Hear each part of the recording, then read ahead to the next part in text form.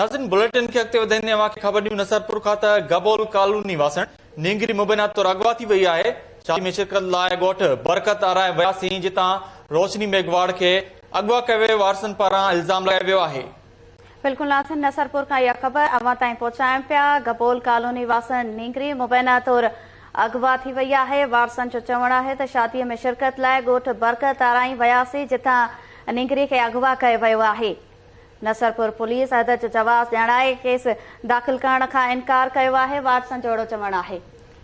अव्हांखे अपडेट कयूं त नसरपुर पुलिस हद जो जवाब ॼाणाए केस दाख़िल करण खां इनकार कयो वारसनि पारां चयो वियो आहे। अव्हांखे अपडेट कयूं त गबोल कॉलोनी वासण नींगरी मुबैना तौर अगवा थी वई आहे।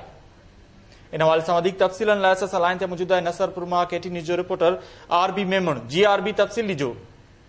जी नसरपुर में गबोल कॉलोनी आहे जंहिंमां जितां 14 सालनि जी नारी आहे रोशनी मेघवाड़ जेका मुबीना तौर अगवा थी वई आहे। संदसि वारसनि जो चवणु आहे संदसि वालद जो चवणु आहे त असां हिकु माइटनि जी शादी में वियासीं ऐं जिते असां हिकिड़ी राति रहियासीं ऐं असीं हलियासीं ऐं मुंहिंजी निकिरी उते माइटनि में रहियल हुई ऐं जितां हू मुबीना तौर अगवा थी वई आहे।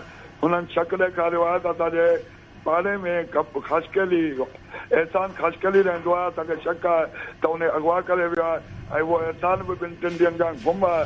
जॾहिं त हुननि नसरपुर थाणे ते बि इतला एनसी दाख़िल कराई आहे पर पुलिस जेको आहे तो शाहपुर दरपुर थाणो जेको मटियारी ज़िले में आहे ऐं नसरपुर टंडोला ज़िले में आहे हद जो तकड़ा ॼाणाईंदे अञा ताईं का बि एफआईआर दाख़िल न थी आहे। जॾहिं सदे घर में रोड नालो मतिलबु आहे सदे माउ खे बेहोशी या दौरा पियल आहिनि। जी वॾी महिरबानी अपडेट करण लाइ आरबी मेमण।